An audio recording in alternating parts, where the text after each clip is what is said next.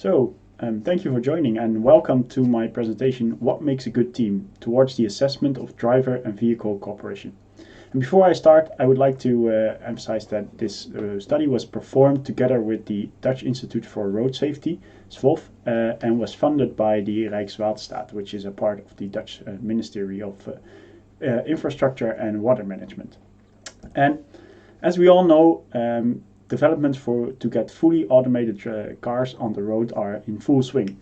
And when I talk about a fully automated car, I'm actually talking about a self-driving car, right? A fully autonomous self-driving car. So you get in at point A, you don't have to do anything, and you get out at point B, your destination, basically.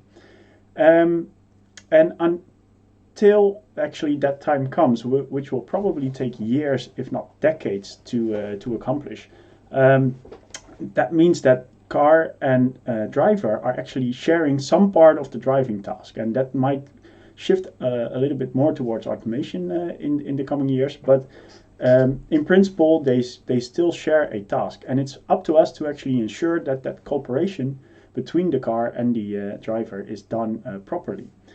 And what we now see in a lot of research is that it actually focuses on the human side of things or the technology side of the cooperation. For example, Euro NCAP did a really good study on all the or most of the autonomous or advanced driver assistance systems available in 2018. But that was really technology focused. And on the other side, we see a lot of human factor studies where we take in certain system or automation, and then we look at how that affects human behavior or the human driver. And what we were interested in is actually, can we evaluate cooperation actually? So the actual cooperation between the human and the driver, and the automation, I mean. So the goal of this study was actually to develop a framework which can be used to evaluate driver automation and cooperation objectively. And we saw actually three application domains for such a framework. One would be to monitor and for monitoring and certifying purposes. For example, a Euro NCAP that actually wants to rate how well a system cooperates with the driver. Another one would be car manufacturers actually making design choices based on this framework. So how does a certain design choice influence the quality of cooperation between the driver and the automation? And the last one is a little bit more into the future, and that's actually the in situ evaluation of cooperation, so that we can make adaptive systems, so that a system would actually adapt its behavior based on how well it's cooperating with the human or not. Before we get into the framework, I quickly want to go over the kind of definitions that we used. So for the we basically adopted the SAE definition of the Society of Automotive Engineers, and we defined the driving task as the operational and the tactical functions. So that's the lateral and longitudinal control and the object event and event detection and response. We did exclude the destination and waypoint planning and all the strategic functions. And then we had the definition, or we used the definition: the vehicle automation and the driver perform one or more subtasks of the dynamic driving task, or share the execution of one or more subtasks, which basically says that either you do a task simultaneously, like steering in together with a lane keeping assistance system, or you can actually do a task synchronously. So the automation drives the car completely on the highway, but at some point, you, as a driver, you have to take over. And there's, of course, still cooperation and communication going on during that takeover. So what did we do to come to this framework? We basically did a literature survey with a lot of studies included. And if you want to know the details about that, I would refer you to the paper that we submitted. And from that literature survey, we developed a concept framework together with 14 candidate dimensions that we introduced. And that concept framework we actually discussed in 3 focus groups with a total of 15 participants. And that framework I won't go into the details about the literature survey or the focus groups actually, but I'll go straight into the framework actually. So this is a visualization of the framework, and on the one hand we have the driver, and on the other hand the automation depicted in circles. They both go through a perception, decision and action cycle, which is of course influenced by external events. And where the two circles overlap is where the cooperation happens.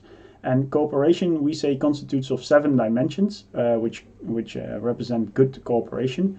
And these dimensions can actually be measured by evaluation indicators. And these evaluation indicators are depicted by these circles. And as you can see, a evaluation indicator doesn't have to be unique to a dimension, as it's shown by these raindrops that actually encompass more than one dimension. So which dimensions did we actually define? The first one is compatible goals, which basically says that the goals of the driver have to match the goals of the automation and vice versa. For example, both want to take a left at the next junction. The second dimension would be the shared situational awareness, which basically means that the automation and the driver have a similar interpretation of the traffic scenario outside. So the automation should verify or classify objects correctly.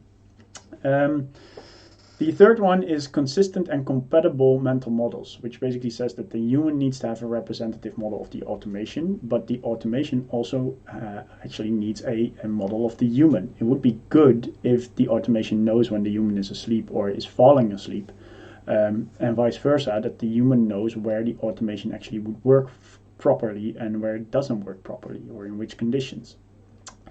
The fourth is the distribution of responsibility, capability and authority, which is basically taken from Flemish et al.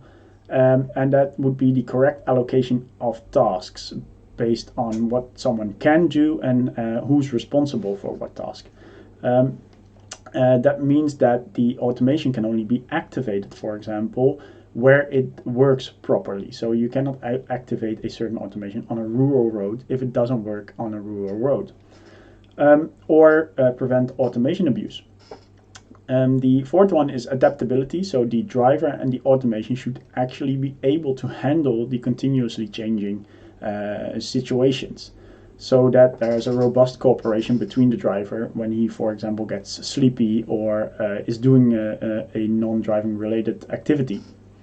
The sixth one is conflicts. We need to prevent conflicts, and when they do occur, we actually need to handle them appropriately.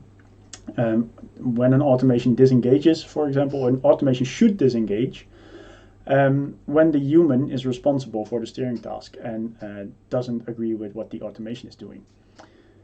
And the last one is communication. So clear and good communication is vital for good cooperation.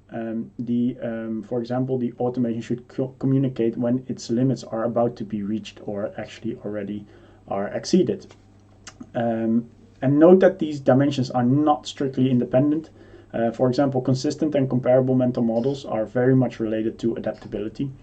And that's also reflected in the evaluation indicators. And I'll talk shortly about the evaluation indicators. In the paper, we don't go too much into detail about it, but there's actually we are elaborating on that in another publication.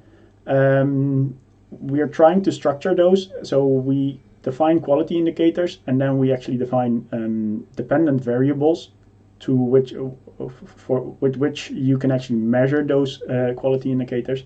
And we mention measurement techniques to actually measure those dependent variables. So just as an example, conflicts should be minimized. So you can actually measure that by the number of conflicts or the congruence between the inputs of the automation on the steering wheel and the inputs on of the driver on the steering wheel. And if there's a discrepancy, you could talk maybe about a conflict or not. And in that way, we're actually trying to structure this. But this is work to be done in the future, and we need to elaborate on this a little bit more and to actually get to a framework which we can use objectively. So to conclude, this study was a first step towards a framework which can be used to quantitatively evaluate the cooperation between driver and automation. The dimensions need to be operationalized by defining quantifiable evaluation indicators and related measurement techniques, which is stuff to be done. And the dimensions are not strictly independent. Their relations become apparent in quality indicators, and future research should really still investigate which quality indicators are actually representative for which dimensions, which we hope to do in the future. And with that, I thank you for your attention, and I'm happy to answer, or no, my colleague Antoine is actually happy to answer any questions.